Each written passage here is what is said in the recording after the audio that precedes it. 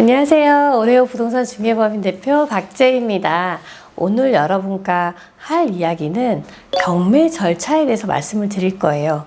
조금 어려울 수도 있고 생소할 수도 있습니다. 하지만 여러분들이 꼭 알아야 되는 거기 때문에 차근차근 하나씩 풀어가 볼게요. 자, 경매 절차가 보면 지금 10단계, 원래는 이거보다 더 많은데 제가 여러분한테 보기 편하게 10단계로 줄였어요. 자, 경매를 신청을 합니다. 그러면 법원에서 한 2, 3일 정도 있다가 경매 개시합니다 하고 결정을 해요. 그리고는 돈 받을 사람에게 돈 받을 거 있으면 요구하세요 하고 배당 요구 기간을 줍니다. 그리고 매각 준비라고 이 물건을 경매를 하려면 감정평가도 해야 되고 물건에 대해서 조사도 해야 되고 이 금액이 타당한지 시세가 얼마인지 준비를 해야 되잖아요. 그게 바로 매각 준비예요. 그리고 나서 모든 준비가 다 끝났으면 법원에서 그럼 이제 이 날짜에 합시다 하고 매각 기일을 날짜를 정하는 거예요. 경매가 시작하기로 결정했을 때부터 매각을 합시다 날짜가 정해지기까지는 보통은 6개월이 걸립니다. 하지만 속행권으로 빠를 경우는 3개월, 조금 길어질 경우는 1년 정도가 걸려요. 그리고는 허가 결정이 납니다. 매각기일이 정해서 누군가가 낙찰을 받은 거예요. 그런데 허가 결정이 나고 나면 그 사이에 항고 기간이 7일이 있죠. 이 항고 기간은 무슨 의미냐면 혹시라도 억울한 사람이 있으면 말을 하세요 라고 얘기를 하는 겁니다. 그 기간을 주는 거예요. 허가 결정이 났어요. 이 사람이 진정한 소유자로 하겠습니다 라고 결정이 났는데 매각 확정까지 법원이 땅 해주기까지 또 일주일을 줘요. 항고 기간을. 혹시라도 또 억울한 사람이 있을까 봐. 전체 항고 기간을 2주를 두는 이유는 남의 재산을 강제로 매각하는 거잖아요.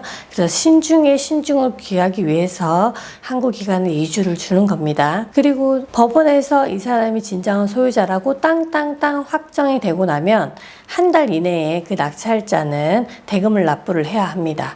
그 대금 납부를 하고 나면 대금 납부하는 날 인도명령 그리고 차후에 명도를 하게 됩니다. 그리고 나서 맨 마지막에 배당을 실시하게 됩니다. 지금 이 과정, 지금 이 챕터는 여러분들이 캡처를 하고 계시든 안 그러면 경매에 대해서 쭉 제가 이제 앞으로 정보를 올리면 모르면 무조건 이 챕터로 오셔서 보고 있는 게 어디 순서에 있는 이야기를 하는 건가 항상 보러 오시는 거예요. 1번, 경매 절차 1번으로 항상 오시면 됩니다. 자, 경매 신청 단계에서는 우리가 임의 경매도 있고 강제 경매도 있습니다. 말이 어렵죠? 근데 임의 경매는 말 그대로 임의적으로 하는 거예요. 판결물이 필요가 없어요. 일반적으로 우리가 근저당 설정돼 있는 걸 생각하시면 돼요. 그게 임의 경매로 대부분 가게 되는 겁니다. 자, 그 다음에 강제 경매입니다. 강제 경매는 말 그대로 강제로 경매를 하는 거예요. 개인 간의 금전적인 부분 때문에 문제가 될 경우에요. 판결문을 받아야 돼요. 왜냐면 그 돈을 진짜 빌려줬는지 얼마를 빌려줬는지 싸워야 되는 경우가 많으니까. 그래서 임의 경매는 판결문이 필요 없고 강제 경매는 판결문이 필요하고, 그런데 무엇보다도 중요한 건 왜 이게 중요하냐면 낙찰자가 잔금을 납부 안 했어요, 아직. 그런데 이 경매를 당하는 부동산 소유자, 원래 소유자가 돈이 어디서 생긴 거야.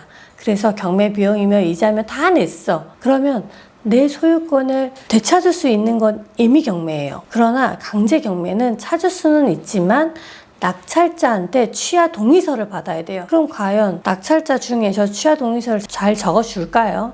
아니요. 거의 대부분 돈을 요구를 합니다. 왜? 본인이 노력을 했잖아요. 많은 시간과 공을 들여서 이 물건을 낙찰을 받았는데 한순간 본인은 낙동강 오리알 되는 거니까 취하 동의서를 받을 때 금전적인 부분을 요구를 할 수도 있어요. 근데 그게 얼마가 적당하다라는 건 없어요. 그래서 임의 경매와 강제 경매의 차이는 이 부분에서 가장 다르고 중요합니다. 꼭 기억하셔야 돼요. 자, 매각 기일 단계예요. 제가 입찰, 낙찰 말을 얘기했잖아요. 간단하게 설명해드리면 입찰은 경매에 참여하는 걸 얘기를 하는 거예요. 낙찰은 그 경매에 참여했던 사람 중에 가장 최고가, 가장 비싼 금액을 적은 사람을 최고가 매수 신고인이라고 하는 건데 낙찰을 받았다고 권리가 있을까요? 아니에요. 그게 낙찰만 받은 것 뿐이에요. 하지만 허가 결정은 단계에선 낙찰자는 매수인이 되는 거예요. 그러니까 돈 내면 소유권을 취득할 수 있다. 돈을 낼 수 있는 권리가 너한테 먼저 줄게. 그래서 권리가 생기는 단계입니다. 허가 결정 단계는. 그러니까 이 사람이 또 허가를 받았어. 허가 결정을 받고는 대금을 납부하세요 라고 하면은 대금 납부하면서 동시에 소유자가 됩니다. 등기를 하지 않아도.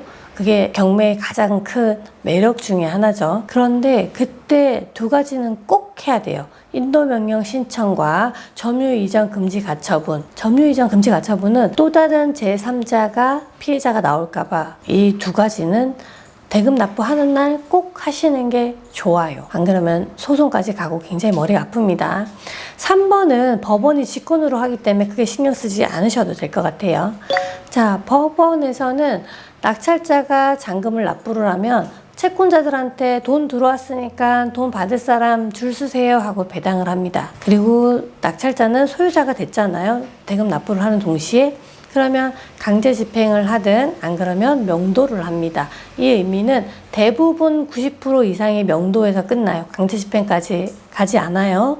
그 명도라는 의미는 살고 있는 사람에게 이사 비용 정도는 의례적으로 대부분 다 챙겨드립니다. 그래서 집을 좀 비워주십시오 하는 게 명도입니다. 제가 지금 간략하게 절차에 대해서 말씀드렸는데 이해가 당연히 안 되실 거예요. 왜냐하면 다 법 용어이기 때문에 한 번 보고 이해가 된다는 건 욕심이세요. 경매에 관심이 있다면 지금 이 1번 챕터는 앞으로 여러분들이 수시로 와서 내가 지금 어디에 해당하는 정보를 보고 있는지 확인을 하셔야 되는 겁니다. 그래서 1번 챕터는 가장 중요한 말씀을 드릴게요. 자, 오늘도 제가 여러분한테 좋은 글귀 하나 말씀드릴게요. 한 개의 초로 수천 개의 초에 불을 켤 수 있지만 그렇다고 해서 그 초의 수명이 짧아지는 건 아니다. 행복도 나눈다고 해서 줄어들지 않는다. 저도 이 정보를 여러분한테 드림으로 인해서 굉장히 행복합니다. 많은 분들이 이 영상으로 도움을 많이 받으셨으면 좋겠어요. 감사합니다.